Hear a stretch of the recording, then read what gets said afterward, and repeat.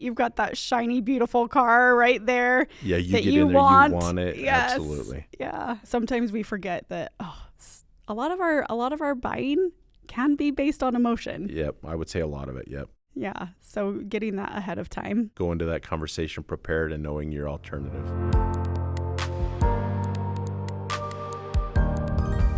Tell me, from your perspective, obviously, buying a car and the market and the process, and it just seems like there's been a shift, right, over the past several years. Yes. Let's talk about current market conditions and what are your thoughts right now when it comes to getting a car? Things have shifted, and we're on the way back too. Okay. So post-COVID, inventory was very short. Yeah. Hard to get almost anything. You had to get, if you wanted a car, you had to take what you could get, whether new or used. There was the chip shortage, Yes, I forgot about that. Yes. You buy your new car, you got to come back in 3 months when we have all the chips to install. Right. Yeah, we did go through that. That's right. Right. Inventories are largely back. If you need something very specific, if you want a very specific model, color, inside, outside, very specific features, you might have to wait a little bit, but largely choices are back. Okay. You have a selection. Used cars, prices are still fairly high. The inventory's there, but prices are still high. It's kind of a little bit of an anomaly, but yeah, selection's there, but prices are also a little bit high, especially on the used side. Yeah, and what about the rate environment? Obviously, we're not going to talk about specific rates because those change. They do change frequently. Yeah. But what are your thoughts on that? Yeah. So still not terrible rates, historically speaking. They're higher than what we're used to. Yeah. So from 2008 till just a couple years ago, we had historically low rates, like as low as they've ever been. So everybody is conditioned to that. Yeah. For the last 10, 12 years, even longer. And now we have the first higher rates, higher than zero, that we've had in a long time. And people are getting used to that. It's taking more of their monthly wallet, more of their take home. And so rates are higher than what people are accustomed. But if you look over the long term, they're average rates, Yeah. So. Yeah, that's a really good point. What are your thoughts? I mean, we were just talking about, right, all of the different dealerships and, electric vehicles on the rise. How has that affected, getting an auto loan and kind of the market for everything? Yeah. Most of the electric dealerships, they do things a little bit different than the traditional dealerships. Most of them have private label financing, highly encourage private label financing. But as far as how has it impacted the market as a whole, it hasn't really. You will see, we have seen, every major manufacturer has at least one, probably a couple electric offerings at this point. And everybody that I've heard of has plans to offer more. So we'll probably continue to see a shift in the market over the future. But as of right now, it hasn't totally changed. Nothing is obsolete at this point. It hasn't changed the way people buy cars. It hasn't changed pricing or rates to terrible degree yet, but it has changed offering certainly, and the future outlook, I would say, too. Yeah. So tell me more about this private label financing. Yeah. What do you mean by that? Yeah, that's a good question. So they have internal financing, so their own financing. Yeah. But if I wanted to go in and say, let's buy, the most popular electric vehicle out there from that dealer. Sure. I don't have to just finance through them. You don't have to, no. You can finance through your lender of choice. They're going to encourage me to finance through them. They will, yeah. As any dealer has the right to. Right. Yeah. Okay. But yeah, no, you always have your choice. And we've done loans. I did a loan in the last month, actually, maybe about 6 weeks for electric vehicle. Yeah. Okay. Awesome. Any pros and cons for buying from a dealer directly versus a private seller? Pros or cons? I would say, there's always pros and cons. Some of the pros, I'll start with the pros. Peace of mind is a big one. From a dealer? Yeah. Pros from buying a dealer would be peace of mind. You get somebody that looks through the vehicle. You get an extra set of eyes on the vehicle that you're buying. One of the biggest risks of buying private, there's always a question mark. There's a little bit of an unknown. You don't know where that car has been. You don't know how it's been treated, and that could be scary, but with a dealer, you get the peace of mind of somebody, a professional even, looking at that vehicle, having gone through it, and their reputation's based on the experience that you have and the inventory that they sell. Yeah. So there's a big peace of mind benefit through shopping from a dealer. They have a lot of financing options in-house.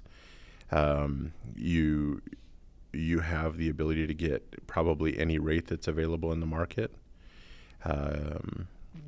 You have an expert to talk to, somebody who knows about the particular vehicle that you're looking at extensively.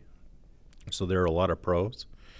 Some of the pros of buying used, potentially you could get a better deal. Some of the downsides of a dealer, historically, when you buy a new car, and you drive off the lot, there's that depreciation. Yeah.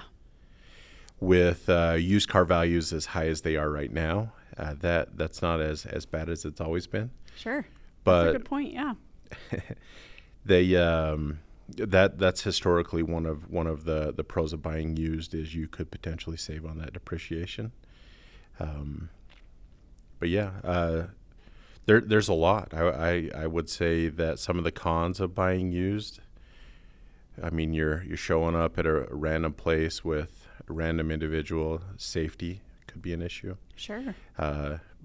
Generally not, I would like to think, but potentially. Yeah, I love that. So when it comes to, whether or not you're buying the car from a dealer or privately, right, whatever that looks like, if you need a loan, how do we go about getting the best auto loan for us? I would say in any situation when you're buying a car, going slow and methodical would be the way to go. Whether buying dealer or private, if you're buying a car, the idea for the best loan would be to get pre-qualified first. Okay. Go into your trusted financial institution, sit down. You could even probably do it online, get pre-qualified. They'll most institutions will give that to you in writing. We do. Okay. What the pre-approval rate, term, conditions are, so you know what you have. So when you go to the dealer, that's the biggest piece of advice I would give you is get pre-qualified. When you say like looking online too, right? There's like calculators that you can use, right? If you know you're payment driven.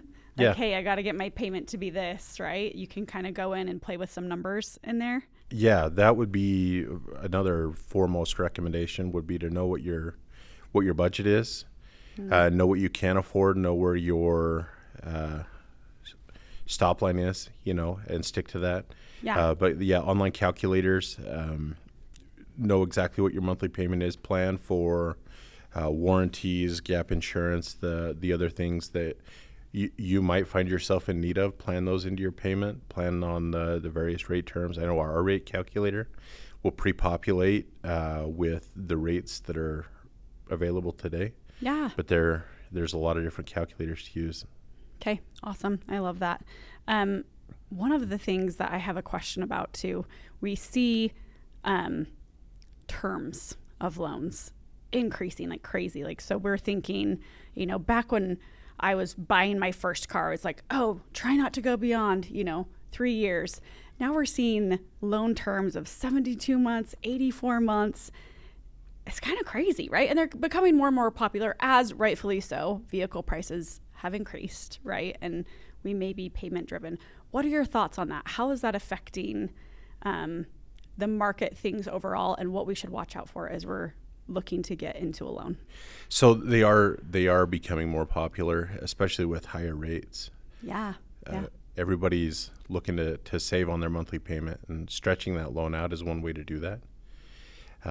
It's become pretty popular. Some of the downsides, The average loan term right now is only about 34 months. So people Okay. are only keeping vehicles just shy of 3 years. On these longer term loans, the 7, even 8 year loans that are out there now, you're going to be upside down in that scenario.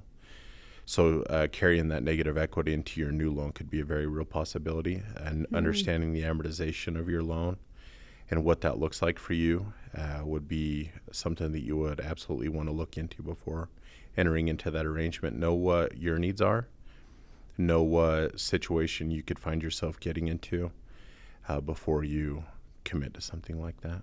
I love that. Yeah, because there are some dangers, right? Yeah. Just like you said, 3 years of payments, you may be upside down still. Right. Yeah, and then we're taking on additional debt into your new vehicle that you need. That's hard. That's harsh. We don't want to be in that situation. No. Yeah. Okay. So understanding that, I love that. Any first-time car buyer tips that you would share? Like I've never gone in to buy a vehicle before, right? What are some of the things we need to keep in mind? So one of the things to keep in mind is the total cost of ownership.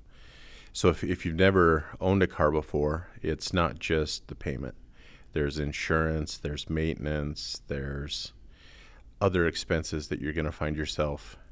The fluctuating gas prices, Right? All Fuel the things. costs. Yeah, Yeah. absolutely. Yeah. Other costs of ownership, certainly. Okay. So be aware of the total cost of ownership. That would be the biggest piece I would give you advice for. And then just like any other car experience, the more you know going into purchasing that car, the better off you are. Okay. Yeah. What do you mean by the more you know? Give us some details. Absolutely. So when shopping for a car, I would recommend knowing what your needs are, what kind of vehicle you need, how big of a vehicle you need, what type of vehicle you need, and then know the values of those. Look them up online. There's whether J.D. Power or Kelley Blue Book, there are resources to look up the valuation of those vehicles.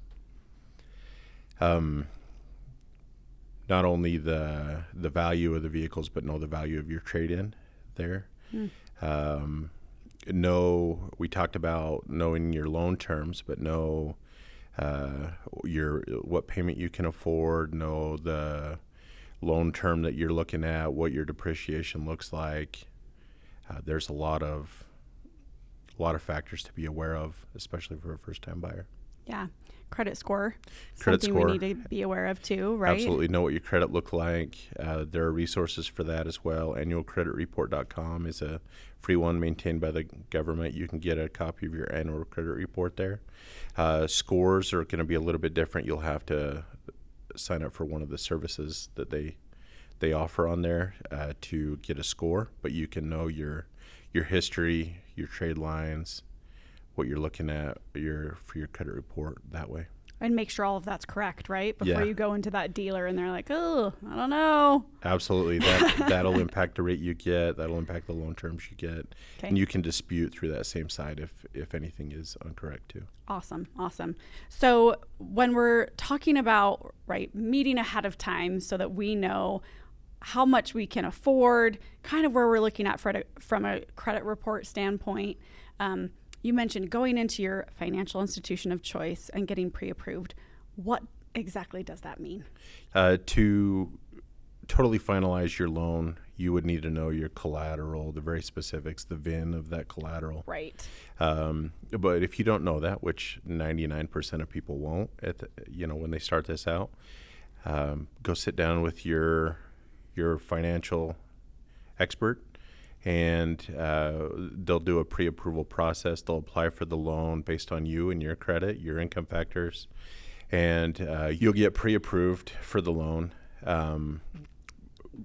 short of the collateral. So the final approval would be based on your specific collateral, the condition of the collateral, the valuation of the collateral.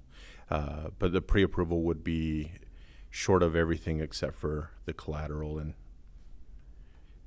you can shop with the dealer.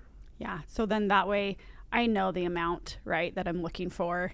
This is what I've been pre-approved for, and I can go in and know that, hey, even though that Lamborghini looks so nice and I really want to drive that around every day, maybe a little bit outside of what I would be able to do. Right. Know your limits. Yeah. Awesome. Let's say it's time to sign the contract. What do I need to keep in mind? Yeah, certainly if it's time to sign the contract, make sure you're reading what you're getting into. Okay. Know the terms, what that means for you.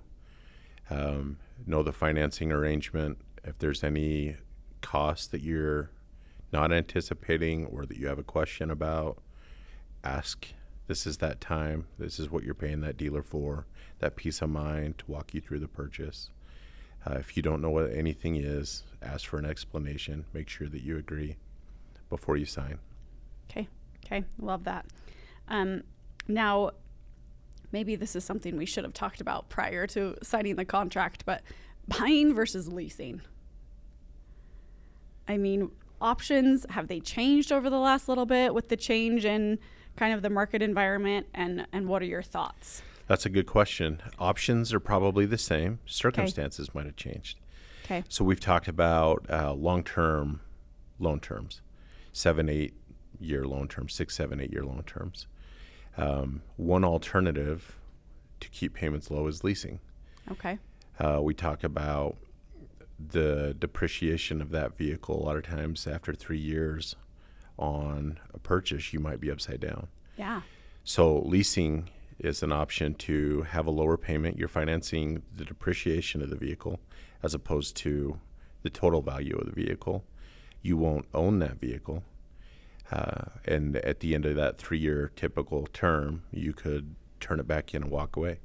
So that's an option. But know that you don't own it. You are probably subject to mileage requirements, damage, maintenance, and those types of things are still on you. So know the total cost of leasing as well as the total cost of ownership. But yeah, leasing is an option. Compared to owning, I would say that the major difference would be just the ownership of the vehicle. You'll finance the depreciation versus the entire purchase price of the vehicle. Yeah, but another option, right, to consider. Absolutely. As you're looking at things. I love that. So when we're looking at, I've got my car somewhat picked out, right? Any tips as we're looking at finalizing that financing that we want to keep in mind? Know your credit. Know what you can afford. Any money that you can put down will always help your financing arrangement. Yeah. Cash goes a long ways. Anticipate for extras, dealer warranty, dealer gap, any of the other services that they offer. Know what you're getting into. Any cash that you can put down will lower your payment. Know what your payment needs to be and stick to that number. Yeah. And then obviously trade-ins, right? Those are going to help. Yeah. Know the value of your trade-in. Know the condition of your trade-in. Any damage that your vehicle has compared to the value of that trade-in. You might need to modify your expectations a little bit there. But certainly know the value of your trade-in going into that discussion. Okay. Awesome. Love it. When it comes to getting pre-approved, why would I honestly want to do that if they're just going to do that for me at the dealership anyways?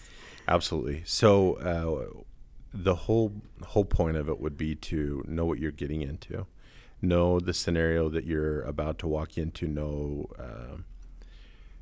somebody that's a neutral third party to this transaction. What credit terms can you get? What rate can you get? Your best scenario financing away from the sale.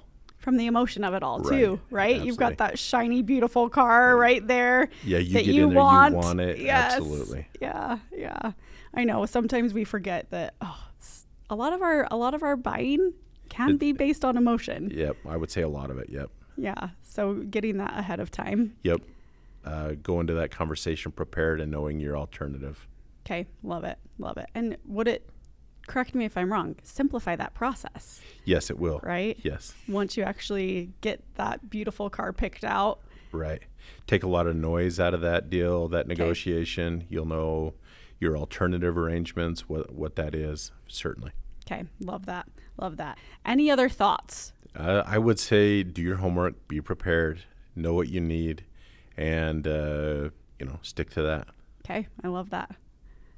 Well, thank you so much for joining us today. I know I've learned a lot, and hopefully all of you have too. Thank you. Yeah, thank you so much. And thanks to all of you for joining us, and we will see you on the next episode of Guiding You Forward.